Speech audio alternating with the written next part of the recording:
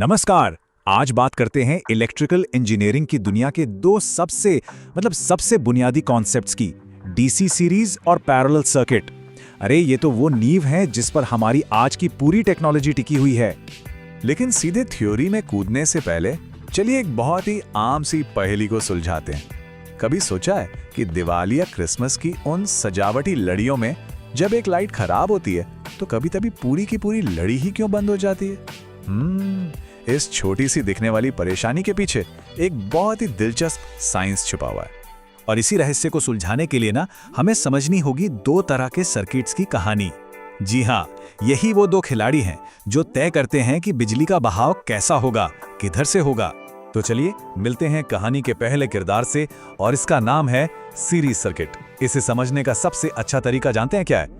बस इसे एक सिंगल लेन वाली सड़क की तरह सोचिए। मतलब एक ऐसा रास्ता जहां ट्रैफिक के पास मुड़ने का या कोई और लेन लेने का कोई ऑप्शन ही नहीं है, बस सीधा चलते जाना है। तो ये सीरीज सर्किट आखिर है क्या भला? देखिए, ये एक ऐसी व्यवस्था है जहां सारे के सारे कंपोनेंट्स, चाहे वो बल्ब हो या रेजिस्टर्स, एक ही लाइन में एक के पीछे एक ऐसे जुड़े होते हैं। और इसका सीधा सा मतलब ये है कि करंट को बहने के लिए उसके पास सिर्फ और सिर्फ एक ही रास्ता होता है, कोई दूसरा ऑप्शन नहीं। यहाँ बिजली का सफर एकदम सीधा साधा है। वो बैटरी से निकलती है, पहले रेजिस्टर से गुजरती है, फिर दूसरे से, फिर तीसरे से, और फिर घूमकर वापस बैटरी में। बस खत्म। कोई दूसरा रास्ता, कोई शॉर्टकट है ही नहीं। और क्योंकि रास्ता सिर्फ एक है तो इसके कुछ पक्के एकदम पत्थर की लकीर जैसे नियम बन जाते हैं। पहला नियम, करंट पूरे सर्किट में हर जगह, हर पॉइंट पर बिल्कुल एक जैसा रहता है। दूसरा, जो टोटल वोल्टेज है वो सभी कंपोनेंट्स में बढ़ जाता है, थोड़ा थोड़ा सबको मिलता है। और तीसरा, सर्किट का जो टोटल रेजिस्टेंस यानी कि रुकावट है वो सारे अलग अलग रेजिस्टेंस को जोड़कर और भी बढ़ जाता है। चलिए फटाफट इन नियमों को एक उदाहरण से समझते हैं। मान लेते हैं कि हमारे पास एक 12 वोल्ट की बैटरी है और 3 अलग अलग रेजिस्टर्स भी। तो स्टेप 1, हम निकालते हैं टोटल रेजिस्टेंस, जो यहां पर हुआ 12 ओम। ठीक है।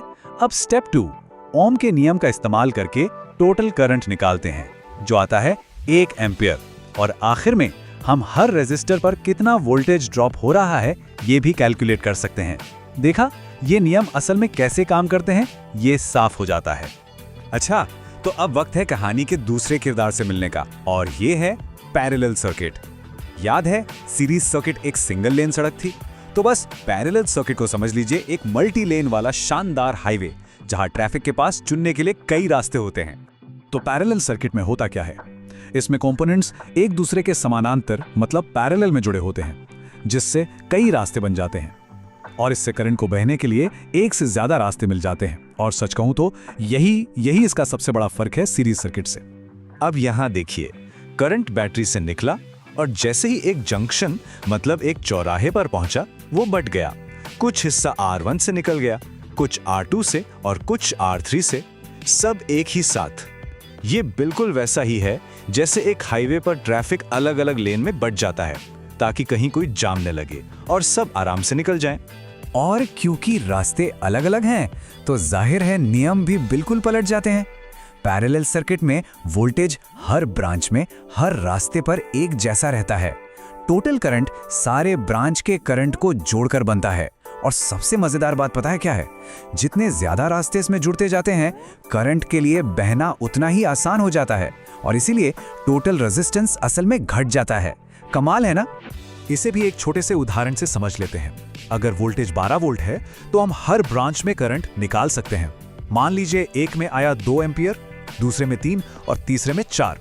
अब इन सबको जोड़ दीजिए तो टोटल करंट हो गया 9 एम्पियर।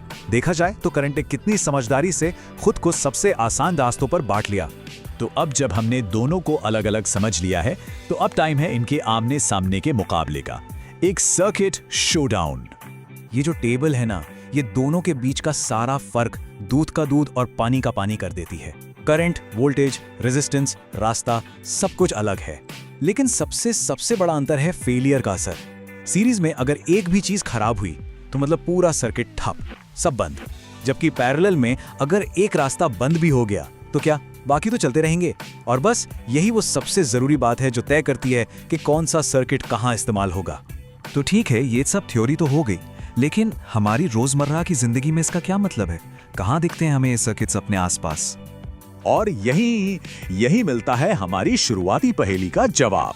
वो जो पुरानी सजावटी लड़ियां होती थी ना, वो जुड़ी होती थी सीरीज सर्किट में, और बस इसीलिए एक बल्ब के फ्यूज होते ही पूरा का पूरा सर्किट टूट जाता था और सारी लाइटें बंद। दूसरी तरफ हमारे घरों की वायरिंग होती है पैरेलल में, और शुक्र है कि ऐसा है, तभी तो एक कमरे की लाइट बंद करने से पूरे घर का टीवी या फ्रिज बंद नहीं हो जाता। सब अपना अपना काम करते रहते हैं। तो अगर शॉर्ट में बात करें, सीरीज सर्किट का डिजाइन एकदम सिंपल होता है और तार भी कम लगता है, लेकिन इसका सबसे बड़ा नुकसान यही है कि एक भी गड़बड़ हुई तो पूरा सर्किट ठप।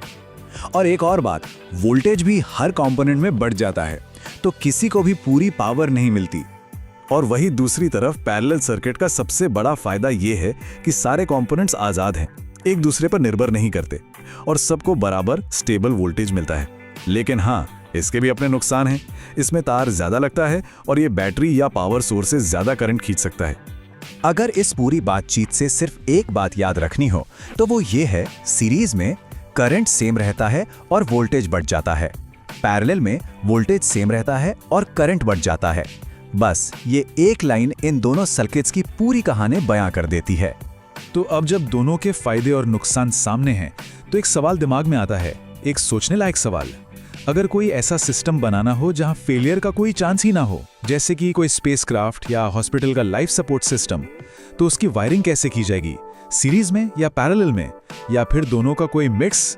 इस पर सोचिएगा जरूर।